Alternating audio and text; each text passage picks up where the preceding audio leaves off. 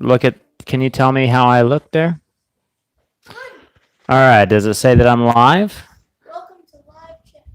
I guess I'm live. So I just wanted to do a live video. Happy Father's Day. I figured that I needed to make a video today because it's Father's Day and Dad is in my title. So I wanted to do that. I'm pulling this up right now on my computer. I'm going live off of my phone. I was going to go off of my computer, but it wouldn't allow me. So apparently I need to download another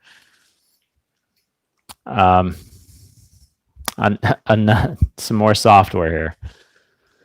So we'll go ahead and just talk about this. I cannot see your questions, and this was supposed to be a live feed. So let me see if I can get some help from my wife to come over here and help me pull up. Can you come over here, honey, and just help me? It's so sweet to have a wife that supports you in what you do.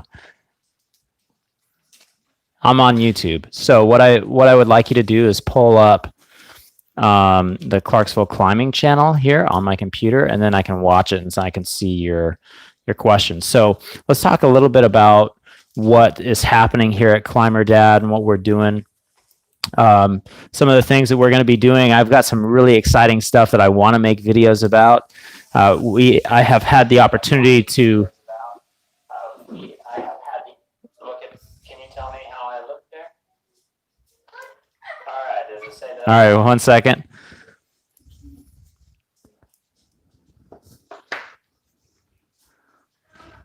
Okay, so I have some holds here from JD Hagler that he wanted me to do a review on and give you some pointers on shaping, taking it to the next level. These are some awesome holds. I'm super excited to do this video and honored that I have this opportunity to review these holds. So that'll be coming down the pike. I have done a new shape for the Deception line. This is the holds that I'm using for training.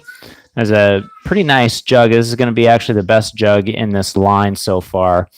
And the idea with this is that they're all very uniform, something that you can use with both right or left hand and set up for training. It's so super nice. Another thing that I have is I've finally got my new crash pad in from Kinetic Climbing, and I say finally not because they took a long time on their end, but it just took me a long time to save up for it. So this is actually the very first time that I've purchased a brand new crash pad. And I have a Mad Rock crash pad. I have a Metolius crash pad that I purchased used, and then I've made a bunch of crash pads myself. So those would be considered new, but they're DIY new, and they've worked great. But this is going to be the very first brand new crash pad. I've also been able to use a lot of other crash pads. So when I say that I think that this is the best crash pad on the market, I really truly believe that, and I've seen a lot of different crash pads. It's the Kinetic Climbing Newton pad. It's got all the bells and whistles that you'd ever want in a crash pad. Super cool. So the last thing that I've got coming down that I really want to get done and get out there is a belt sander review. Now, what a belt sander review has to do with making climbing holds specifically is it gets really important when you are finishing your climbing holds. If you're making wood climbing holds, it is super nice to have a good, strong belt sander that you can take your shape and move around on that belt sander and get it polished, not polished, but get it shaped down to what you want. And you can do the finishing touches with the belt sander as well if you have some fine grit sandpaper, but it is a little bit easier to take a hand sanding block and sand it down for the finish. But then you also have to sand the back sides of your holds and get those nice and flat. So that is important as well. All right, so it looks like I now have the video feed. So if you guys want to go ahead and start asking questions, you can ask those questions. Without any questions, that's what I'll do is I'll just talk about climbing wall design, get a little bit about climbing wall design with this. And if there's any questions, I'll answer those. Okay, let's see. What is the best method to texture your climbing wall? So the best method that I know of to texture your climbing wall, I like to do it after the wall is built. I think that you can get a more uniform or a more flowing texture on the wall that way. So I will put down a primer paint and then I blast sand into it. Now the sand size makes a big difference. If you can get an inexpensive silica sand that's a fine grain, that's going to be best. I've used in the past just play sand and I screen it down so I get a lot of that big stuff out, but there's still pretty big sizes in there. And the bigger the size of grain sand, the more easy that is going to be able to get kicked off of the wall. And then after you paint it, or after you blast the sand in there, you need to lock in those grains with at least 2 coats of sand. I don't know why I've got these giggles going on right here, but they're pretty giggly. Oh, that's funny. So, and I wanted to do this live video right here at the kitchen table because it's Father's Day, right? What better way to celebrate Father's Day than doing everything with your family? So, you're welcome. I hope that helps. And also, again, going back to that texturing the wall, I really think that you need at least 2 coats over the top of the sand to lock those grains in.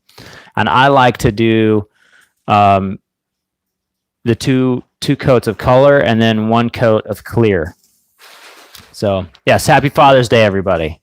Thank you.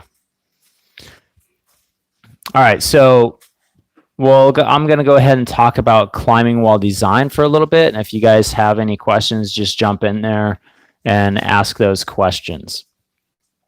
So, okay, here we got our next question.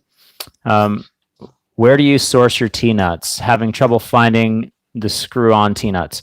Yeah, locally, they're usually really expensive. And I know that it depends on where you live at. I have lived in Utah, Texas, Virginia, and now Tennessee.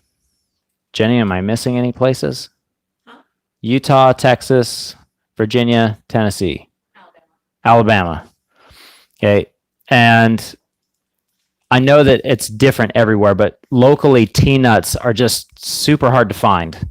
And they're usually pretty expensive too. The cheapest that I've ever been able to find them locally is like 50 cents a piece. And when you're pounding in 1,000 plus T-nuts at 50 cents a piece, that adds up a lot. I really like Escape Climbing for my T-nuts. They have it's a good deal. I can throw a link down in the description below after this video is done where you can just follow that. I have an Amazon affiliate account that's been helping support the channel. And I only throw in links there that I think that you would like.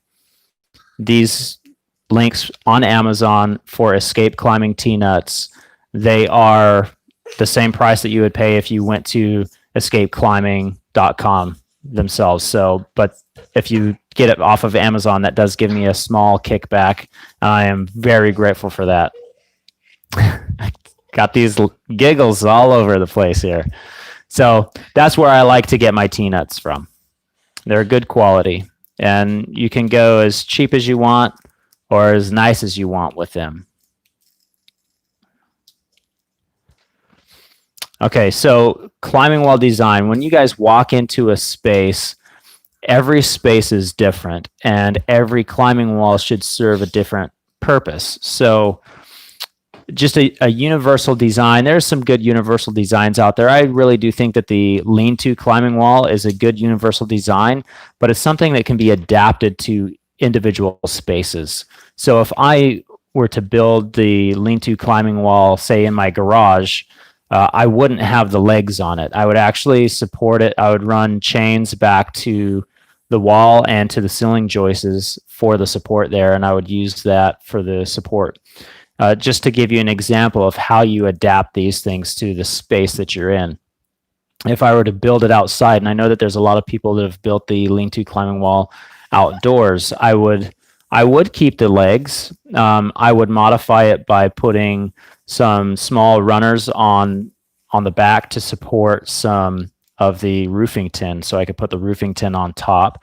I also would probably try to stake it down somehow, both in the front and in the back, to protect it from wiggling around and feeling floppy, and also protect it from the wind a little bit.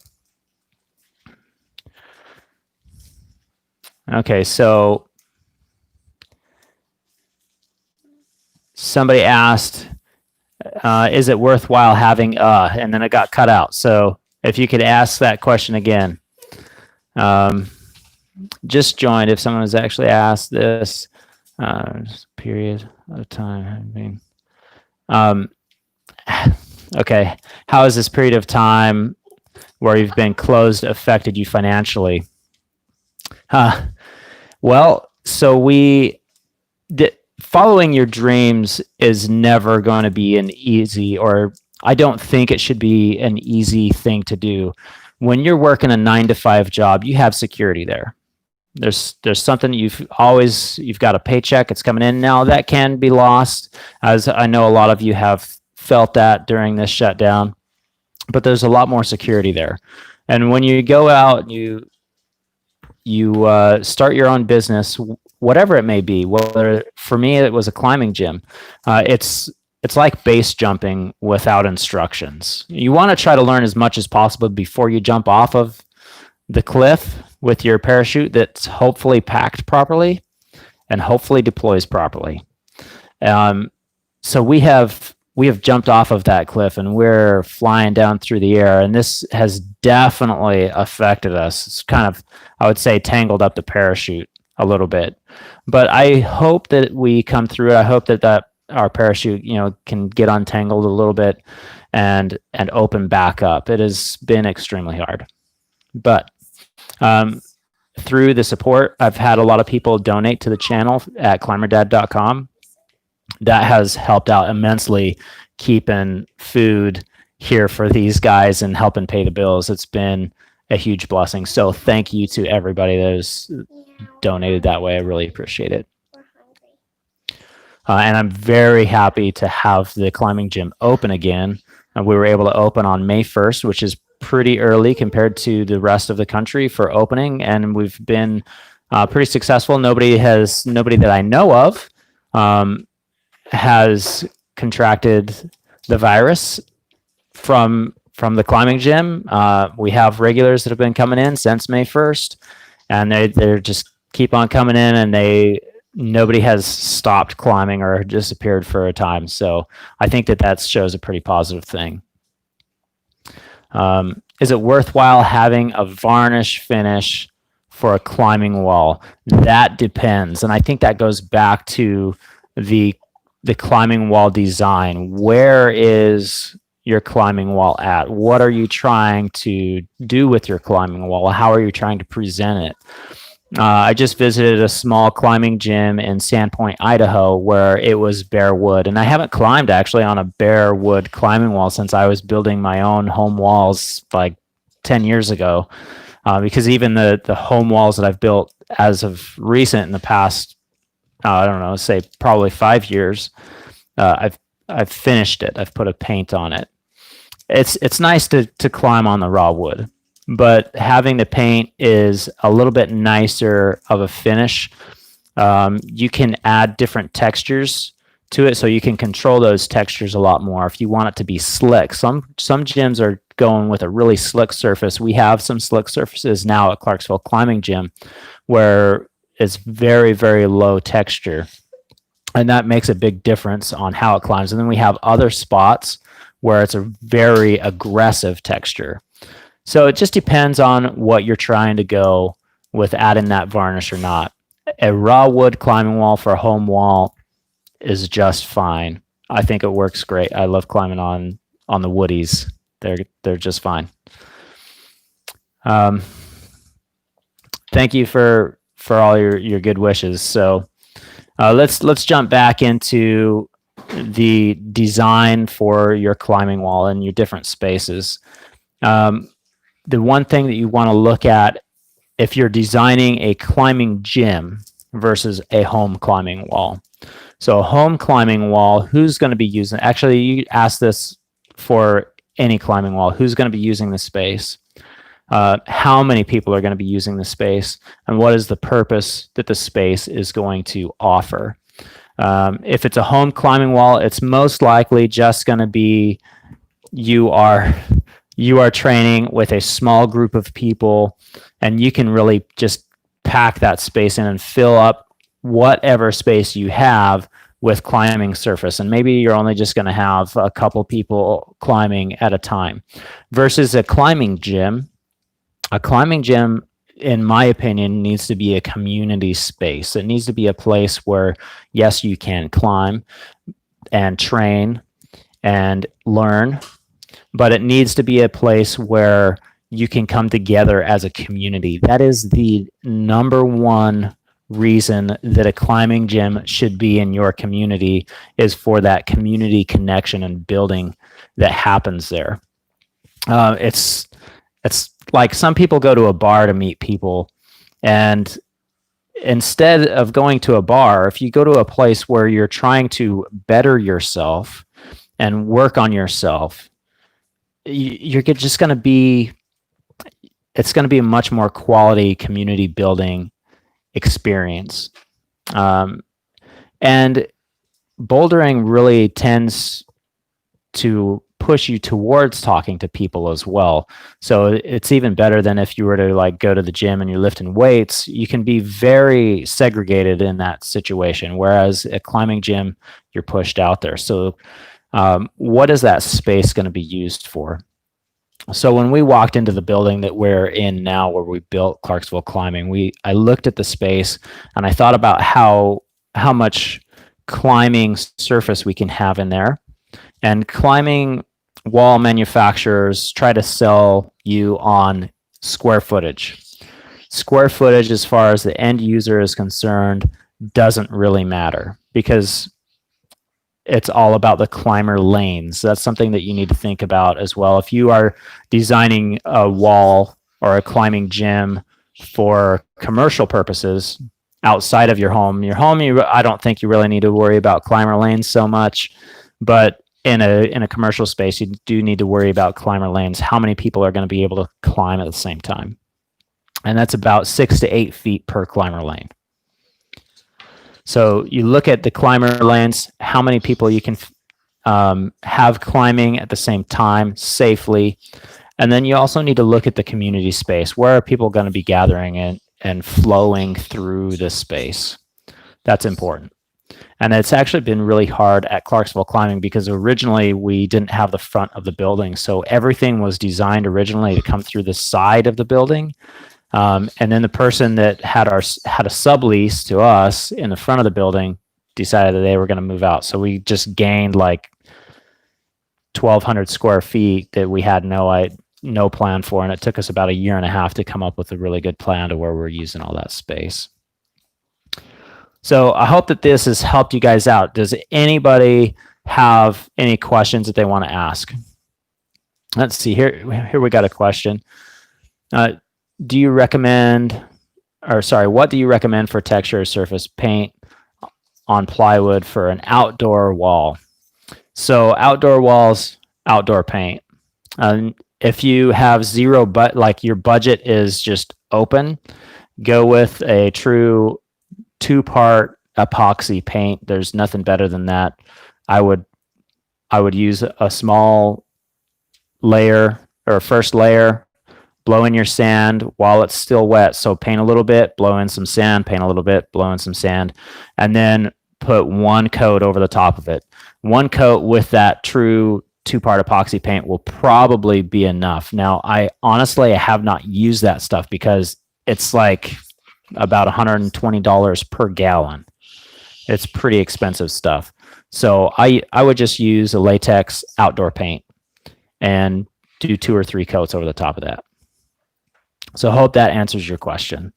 See, would you go with a tension board or a moon board for a home wall? That's a great question.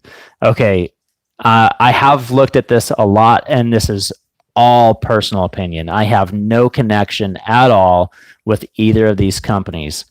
The big benefit to a moon board is that it's been around for a long time and there's a lot of people using it. So for you to jump on a moon board and to play what I've heard it is called, I think Paul Robinson called it pig board, where you're video climbing with somebody around the world. It's going to be a lot easier on a moon board. So that's pretty cool. The tension board is mirrored. And I love the fact that it's mirrored because everybody has a strong movement. So if I'm climbing this same problem going from left to right, it's probably going to be easier if it's that exact same movement, but going from right to left. And you can really fine tune those and work on those, find those on a tension board. The one thing that I don't like about a tension board is that those holds, wooden holds, polish really fast on a tension board. So the same problem that you're climbing in your home wall where it doesn't get a lot of traffic versus, let's say, a climbing gym in LA that gets a ton of traffic, it's going to be different just because they're wooden holds and wooden holds polish a lot faster. Having said that, I would still go with the tension board, personal preference, because the fact that it is mirrored on both sides, I absolutely love that. So that's my personal preference. Do I do private consulting? I have talked a lot about doing private consulting. I would love to do that. I have not done that yet. Shoot me an email at theclimberdad@gmail.com and I'll talk to you more about that. I would love to do some private consulting. And you're building a small gym. That's cool. Do you have a space yet? Space is going to be a big factor in how you design that wall. Before we came in and started building Clarksville Climbing Gym in the space that we're at, we actually had 7 different spaces that we were negotiating on, and I had designs for the walls in every single one of those spaces. That's how far we had gotten in getting those secured, and they all fell through. So the space that we're in right now, the space we're in right now is actually the 7th one. So I guess 6 before, and this was the 7th one. I'm building a home wall and was wondering if you had any tips. Yes, I've got lots of tips.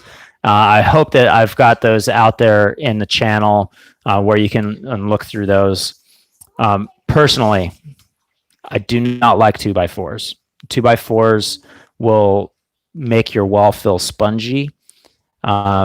And I just don't like climbing on that. So I try to avoid 2x4s unless I'm going to shore it up or run a lot of braces off of those 2x4s so there's not any larger spans than, say, 6 feet.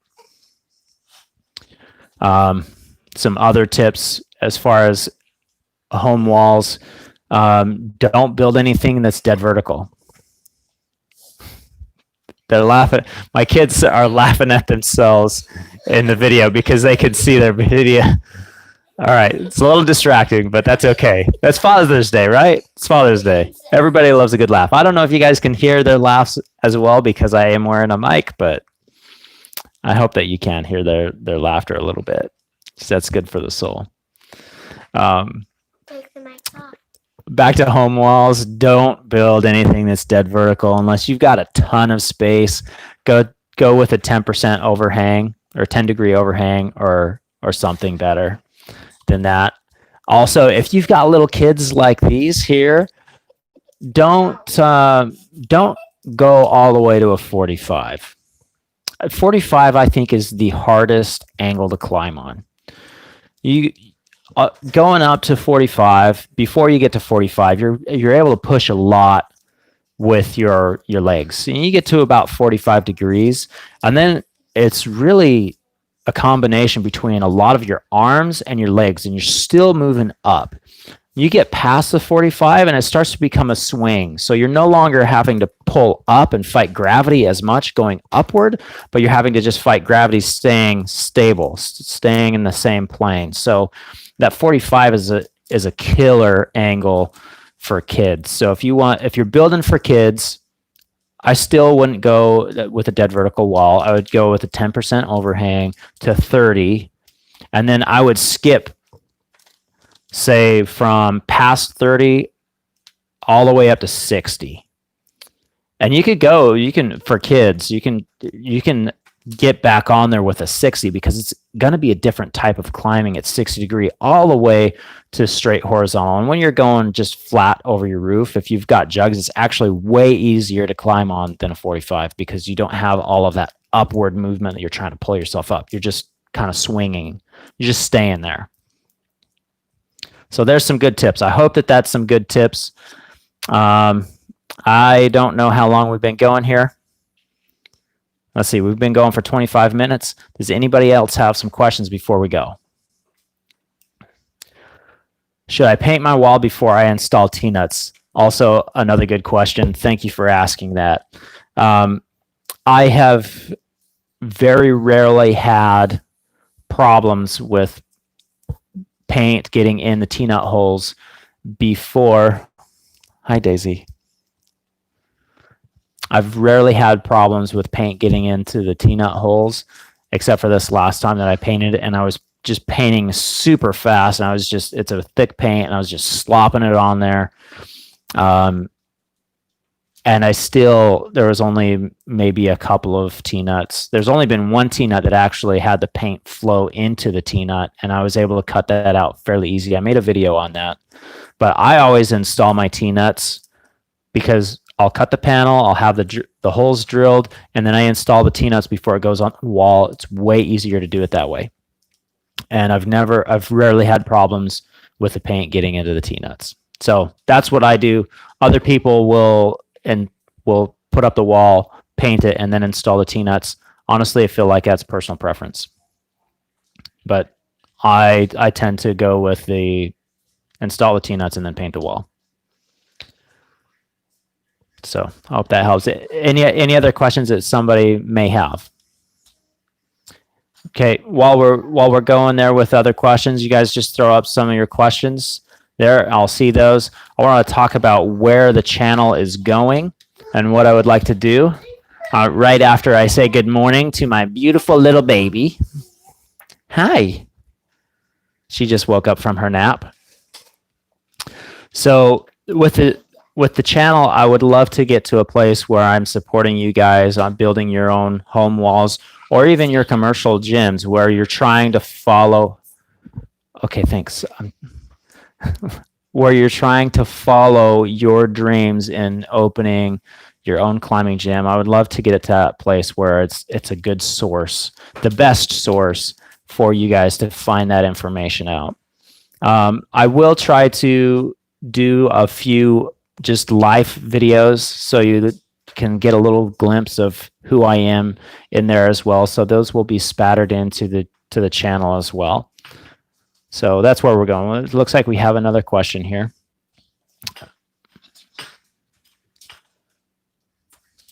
Oh, no, it's just a thanks. And you're welcome. I hope that you guys have enjoyed this little bit of a live video. Again, happy Father's Day to you all. Stay safe out there, stay well, and I'll see you next time right here on Climber Dad. You want to say hi?